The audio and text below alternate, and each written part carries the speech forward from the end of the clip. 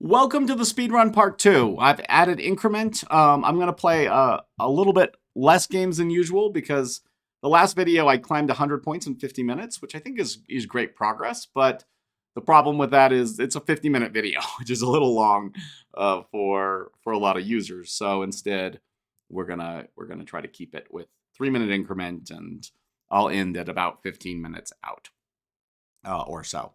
Okay, so we have a Philidor where they accidentally drop the pawn. That happens a lot. They don't really see it. And for future videos, by the way, at the end of this video, I'll give you guys some options on voting on how you want to do that. I don't want to overwhelm you with lots of 1-hour block videos that are a chore to get through, but at the same time, I don't want to leave anything, not thorough enough. So you can comment and vote on what you guys prefer. I'm a little new to the norms on these speed chess runs. Okay, so my opponent has traded. I'm okay. I'm up a pawn. So when we are up a pawn, we want to just trade the pieces. And oftentimes against a bishop like this, having pawns point to the bishop kind of nullifies it and makes it so it's not very good. I'll play h6 because now the bishop is rotating between these squares instead of these squares. You can see it's a little more limited. And play a rook to the open file. Generally, I like my position. It's very solid. And I have to think here. Okay.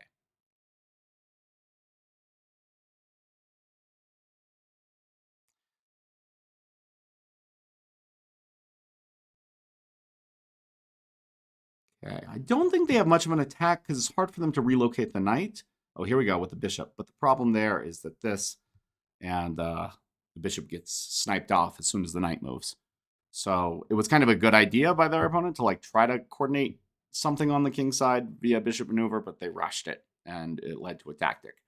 It's kind of like one of those moments where when you're playing these games, you have to just pause for a second and go wait, undefended piece, there might be a tactic. And just that 3-second pause can really save you from making those errors, which I think every player is prone to at least think about. And so now up a piece, the goal is pretty simple, is just don't lose on time or anything, given that I've added an increment. It's fine. I played this last move to guard the pawn and stop checks, although I don't think the checks are that brutal. I'll play this to make sure the king can't come out, which is probably already a mistake. I didn't really check that, but now I don't have to worry about it because that's going to be mate if they play this. So I just gave advice to do a quick check on all your moves, and then I, of course, immediately didn't follow my own advice. Doubled rooks on the 7th is usually a game over in the game of chess, so this game shouldn't last very much longer. The immediate threat is rook takes pawn check, rook here check, it's guarded by the bishop, and then when the king finally does the Cupid shuffle over here, we get to checkmate them, which we'll get to witness here. Boom, boom, boom, and it's checkmate. Kind of a nifty little thing to know. And again, knowing your tactics, really important at this level. Okay, so maybe an Old Indian. Let's make them play an Old Indian because I just played a Philidor, so I'll play knight f6 first to block e4. And in the Old Indian, we're kind of setting up similar, but the pawn on c4 makes a big difference. Whether it's good or bad, I don't really know. I'd say it's more, it's a little more wild. So take that for what it's worth. Okay, so this is a pretty good idea by white. They have a good bishop, so I'm going to try to trade the bishop. So first h5, so the rook can guard it. Okay, so now I can't do this. If I do this, then they're going to block. So I go this way, and I try to trade the bishop that way, which also works for me. And oftentimes they miss this tactic that comes up a lot. Let's first... Should I first attack the pawn? Yeah, let's first attack this pawn. Attacking it twice. Okay, darn it. Okay, so I had a cool tactic that usually comes up that I might have been able to do, which is you can play knight takes pawn, threaten their bishop, and then recapture. But sometimes you have to threaten the pawn first because of tactics, and I'm not sure if that was the case, but I kind of blew it because I played my rote memorization, and now they've grabbed this pawn. It's not the end of the world, though, grabbing that pawn, because the rook gains a big axis point, and so even though I should be the one up a pawn here, I'll have to live with with that. Okay. Problem with their idea is that I can come in with a knight.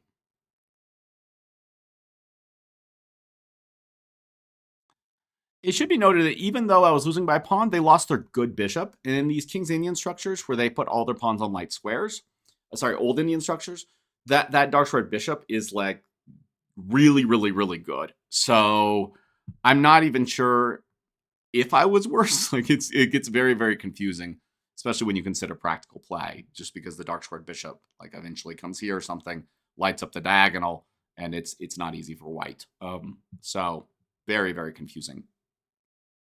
Those types of structures. And now here I've nabbed a pawn. I'm threatening to take this pawn, and they're going to take this one. There's not really much I can do to stop them, so I'll just take a pawn back.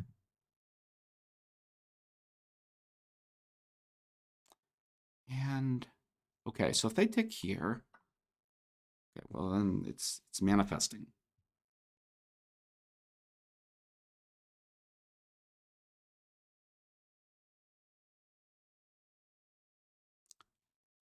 Yeah, so I thought about knight b6, but trying to trap the rook.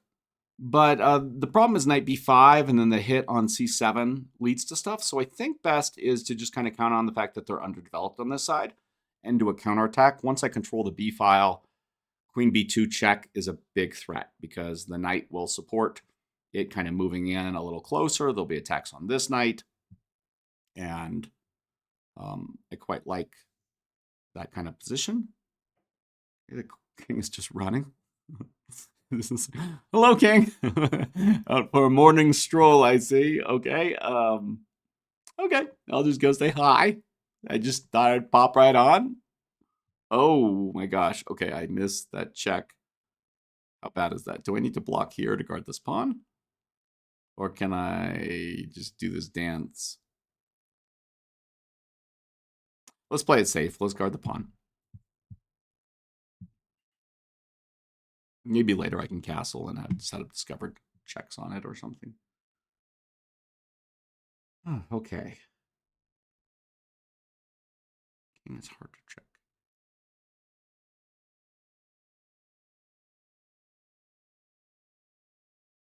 I had this check, but then the king just goes to the side, and I don't really know where it's going. So I don't want to just check blindly. I want to. This check is good because the king can't move back, so it will have to venture out. So it seems like this is the superior way to kind of try to get them to move. And yes, they're digging a little cabin in the woods over there. That makes a lot of sense. And there's not much I don't think I can do about it. This is weird, but let's castle. We're going to take the queen and then play f5 and kind of open it up that way. Maybe queen d3 first, but I'm not like super eager to make them tuck in. I think the king is more vulnerable here than it would be on g2. So then again, it allows rook here, and I won't ever be able to check them like that. Okay, so this sets up discovered checks. Because now if they move here or here, which they have to, check and kill the queen. So that was really risky, given that I could create this kind of tactic. And that will probably decide the game. Had they not done that, I would have played f5, like tried to play peekaboo with my rook, and just continued with pressure. I don't know if there's an immediate combination, but that's usually pretty good. And they move here. So now they're really tempting me. I could win the queen, but now I just have to analyze f5 to make sure it doesn't win. Yeah, it might win, but not in any kind of clear way because they can hide out on h3. So let's just win the queen.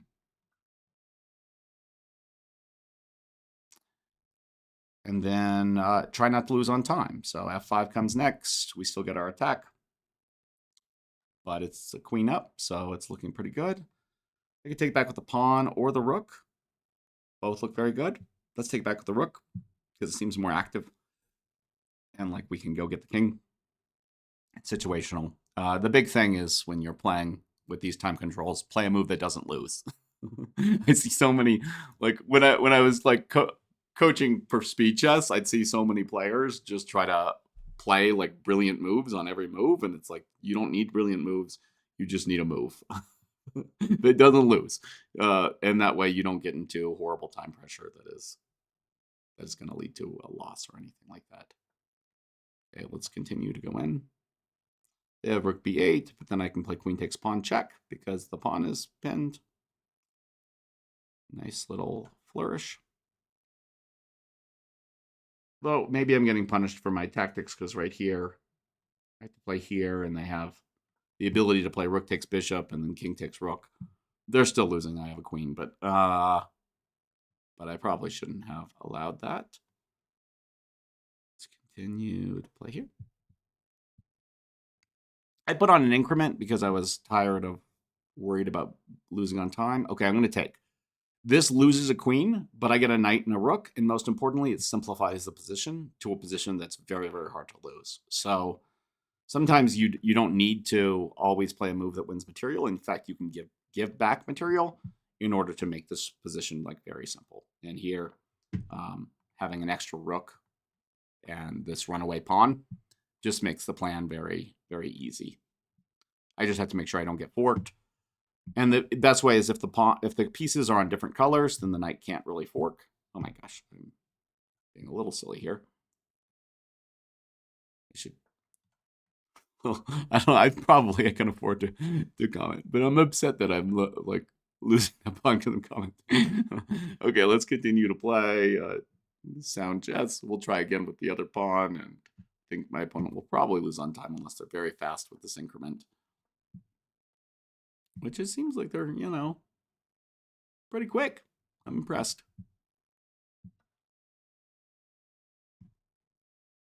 And this is the end. Yep. Okay. So 1081, rising up the ranks. Let's hope for some kind of Colle system. So d4, d5, knight f3. See if we see a lot of bishop f5 at this level. Okay, and a Shigorin, which is again like a sideline at the top level, but very popular at this rating level. This is the main line of it. I recommend bishop b5.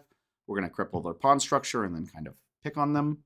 Okay, that's fine, but I need a knight. And then once my knight gets there, things are going to be very happy. Let's ask the bishop if it'll leave. It's going to leave. Thank you, bishop.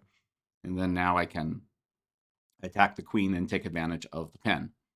Okay, so here I have kind of an interesting decision. I think I want to play c4 with the idea of playing c5, kicking the queen. But h4 would have been another good try, because if they have to move the h pawn or their bishop gets trapped, no, bishop, you got to go back. Ooh, it's crazy. I don't know if I have enough ibuprofen to calculate this. Okay, we're doing it. I'm not afraid, Mr. Geppetto. Whoop. It gets very confusing. Okay, so I can take this knight, and the idea is they attack me back with the queen. Okay, let's just boop them and see where they go. Because part of the idea is if I move the knight, they're going to check me there. Okay, but now I can go here. And their bishop is hanging. And if I take back, it's going to be a fork. So queen e6 was absolutely critical. And I care more about the bishop than the exchange.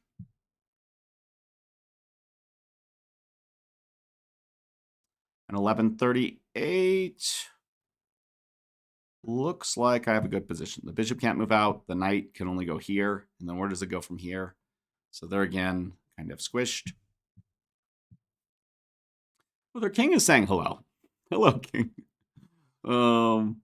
Should I continue pushing? I guess I kind of like it here. I don't know why I would ask it to leave. When your opponent's king says hello, you just say hello back. Okay, where are they going to go? They're going to put some kind of piece there.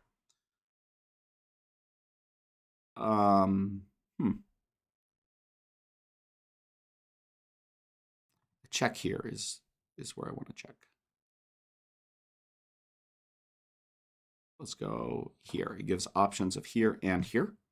The reason why I want check here is because their king's natural retreat square is there. If the retreat square goes here, it's going to block in these minor pieces. So I kind of want to check in a way that doesn't allow them to go to the optimal retreat square. They're going to you always have to anticipate where they hide. and have a response. Oops, a light is out. I guess I could play in darkness, but okay. They're in that retreat square, but I can still make it kind of hard for them. Try to like get them on a place. Yeah, so now the bishop's still blocked in. And now the attack continues with them not being able to develop any of their pieces. This can come here, but again, it's trapped. As soon as it gets there, I guess it can come back here. But that's a long maneuver. Hopefully they won't last that long. Knight d5 is the immediate threat. And I've got it on the board. They can move into my discovery check, but clearly there has to be something here. Let's go here. The idea is if they go here, here wins the queen. This is going to finish. We're in darkness again. Quote Al Pacino in Sin of a Woman, I'm in the dark here. I'm in the dark. Hopefully that light picks out. When I'm filming, like, for my course, it's so much easier because, like, you know, you only have the one take and you can cut, or you can cut. You don't have just the one take, so you can cut as many times as you need. But, of course, this is very different. I need my rook to help. I'll play here for the finisher. Pawn takes pawn is checkmate, and that's checkmate because the knight is pinned, of course, where it lies. So I'm up to 1090, and we'll play like maybe one game more to get to like 1100. And again, like they like to have the bishop, and the b7 pawn becomes an issue. Okay, they can take here. I will capture. Now, if they take back the queen, I'll play knight c3 and get a big center. And then the point here is that they can't play queen b6 to block me without accepting double isolated pawn. So it's very uncomfortable for them to defend the b pawn. The b pawn is like, oh, where's the babysitter? And the babysitter, of course, is like, you know, partying over on the king's side, completely oblivious to poor b pawn over there. And they can do this, but now, see, like, because we've traded here, these pawns are all alone. So now I can play like knight c3, attack this, and then this is living quarters for the rest of the game, which should present, you know, some play. I'm threatening to take and take on d5 already. I'm going to develop my pieces while making threats. Play e3. Maybe a bishop comes here, maybe a knight. Something like that is what I'm thinking. And you know, if they want to separate them, then eventually they could try to like push them down the board, but it's just so hard with this grip. This is a logical move. It loses a pawn, though, so I think in this case, even though they're getting the bishop pair, the pawn is a bit of a bummer to lose. And not only this pawn, but like threatening check would be annoying. Okay. So where are they going to run? If I check them on the c-file, they're running this way, right? So I could play bishop f4 and then threaten, but actually, I don't mind them running that way.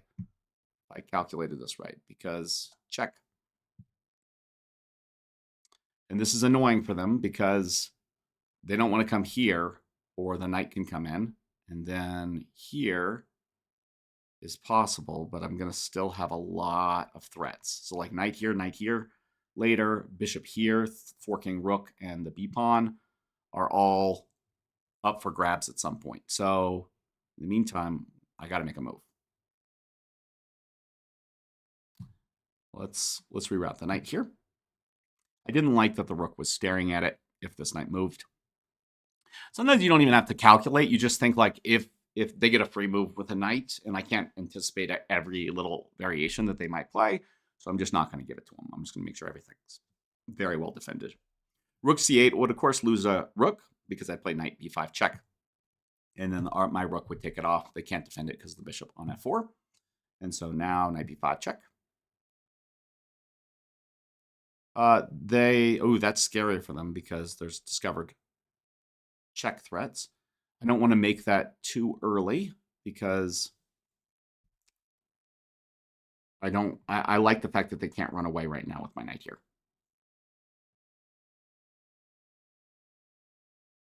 Actually, it just wins a piece. I take it back. If it wins a piece, then maybe I should go for it. Oh my gosh, they're going to get mated if they're not careful. Should I play for mate? Okay, I gotta calculate real quick. I guess I can just play this, because even if it's not mate, I can win a rook. So check.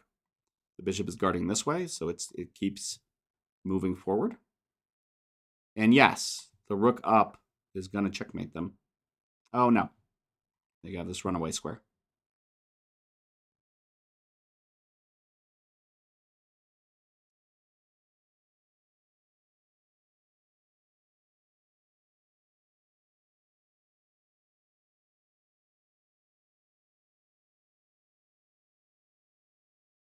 Oh, there's got to be a checkmate. This is killing me. I'm going to like lose on time because I don't want to miss this checkmate. Okay.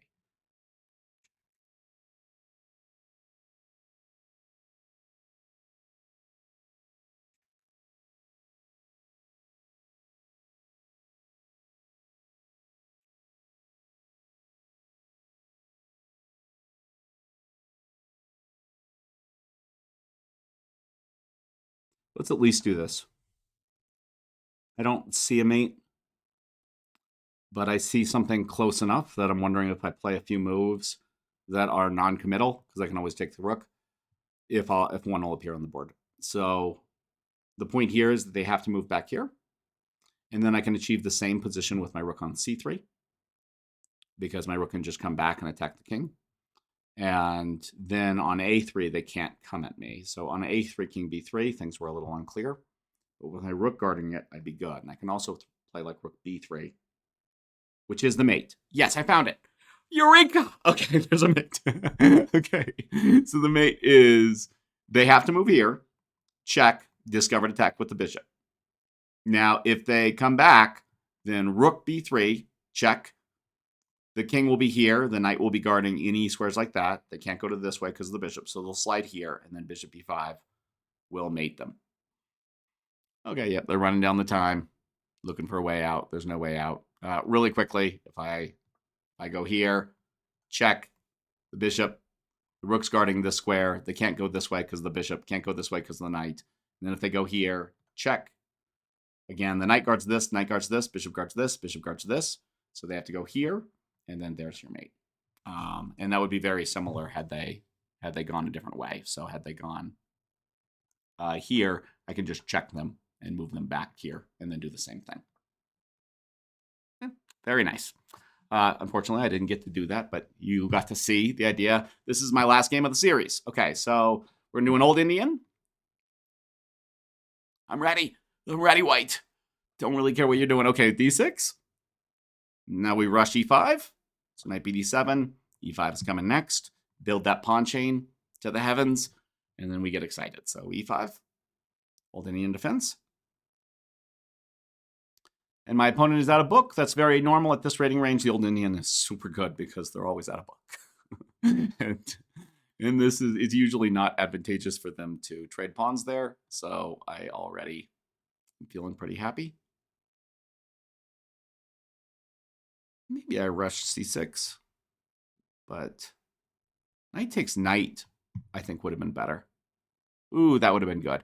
So I could have played knight takes knight, and the idea is if they take my queen, I have bishop b5 check, and then they can only block with their queen. It would have been very cool. But now we'll play... I guess I could play queen takes knight and just be cool about it. Yeah, that way at least I have a little bit of style. Completely needless, but this in-game is equalish. But I know the structure well. The problem is their light squared bishop is often kind of bad. So they're going to have to like figure that out. And it won't be my problem. I'll play bishop here. I'll put some pressure on the c4 pawn just in case they try to develop it. My knight can jump up in some cases. And because I did that fancy trap, I can still castle, which is kind of nice. So I'll play check. And they have to guard play king e1 to guard it. Because if they play king e2, I can take the c4 pawn. And the point of this combination is to play f6, which is usually what you want to do in these endgames, because it completely boxes out the enemy knight, who ends up quite stuck. And okay, I'll leave. You don't have to ask twice. Now I'm threatening knight takes bishop, and then bishop takes c4. So again, the c4 pawn is just always a little bit annoying in these structures. And I could castle queenside. That would be pretty logical. It would also be logical to just not castle and just play like king e7, because we're in an end game, and having the king in the center is pretty nice, and so that's what I'm going to do. And trade some rooks. Now, whoever controls this file, obviously, this is the only file in the game, right? The only geek in town. So whoever controls it is going to be doing really, really well here. So white doesn't usually want to take black, because then I'll take back with another rook. And this also doesn't work because of a few reasons. One is I can play here and kind of force a trade. Another is I could have just taken and then brought the rook over, and they can't contest. Them like not castling or not being able to move with the king means that they're down a rook, and I'm fighting with 2 rooks, they're fighting with 1, so I'm eventually going to control that file. Okay, so their rook's got to move, and if they take, great. What am I going to do when I control the file? Well, 1, I'm going to make sure they can't contest it later, so I'll put a knight here to guard the d1 square and make sure the rook can't ever fight me for it. And then ideally, I get a rook to the 7th sometime in this position. Okay, going down the exchange makes things much easier for me. Okay, so the knight is going to develop here. Let's go ahead and push my pawn finally and stop that. I'm giving them a little play. I don't need to push pawns, but I might as well. Maybe best was just to double. Yeah, probably best was just to double. I was thinking that he's going to play f4. It was some of the ideas to kind of activate this rook, which looks very awkward there. And I wanted to push. And with the pawn on f5, I can ensure that that rook kind of stays anxious instead of being able to come out of its structure. So we'll now do the torpedo, the rook torpedo. And I can just do this. I'm willing to trade. I just want to come in with my pieces. And I'm going to play here. Notice how the bishop has all pawns on light squares. That means it's a very bad bishop here. There's trouble moving, and the knight is having trouble as well. If the knight comes up, it allows me to go rook to the 7th, and it's trying to keep me out. I'm going to just kind of solidify this mound here before I make my next move, and I don't really know the next progress, but I can open up other files. Because I have an extra rook, having 2 open files will favor the side with the rook. So we'll go ahead and do that right now, given that I've already kind of defended against all this. They play h4, I'll play h6. Okay, and they took, so I'll go try to get that. When they take, they weaken the c4 pawn. So I can go attack it. And that's why like a5, a4 is a natural combination to take advantage of your opponent when they play b3. And if they let you take them, then you can go after the b pawn. So we're going to take back this way because I don't want them to have a center. They can try to like come in, but I can just kind of, again, Cupid shuffle over here. I'll do the king move that gains the most amount of squares. That way there's no entrance point. Okay, so they want to play rook g5. It's not even that big a threat. Like I would live if they played that. I could stop it. If I stop it, they'll play here, though, and threaten to come in here. So let's not. Okay, attacking the knight. If it moves, this pawn drops. And again, the rooks are starting to invade. The knight is having trouble holding everything. This game should be over soon. And given that this is our last game, let me just talk. I was thinking like 50, I gained 50 rating points. That would be good. But there are obviously some options. Like I could do the longer form videos if you really want me to. I could also skip some rating ranges. So my next one could be like 1150 to 1200 if that's instructive. I could also film 2 stretches and use the best one. So film 1100 to 1150 and 1150 to 1200. And based on whether my opponent offers, good fighting chess or not, I could post the video that I found most interesting, that where you were getting even higher quality rather than just whatever I encountered on the stretch. It's totally up to you. Leave a comment. But in the meantime, it's been fun. It's been a pleasure doing another one of these, and I look forward to the next one. Take care.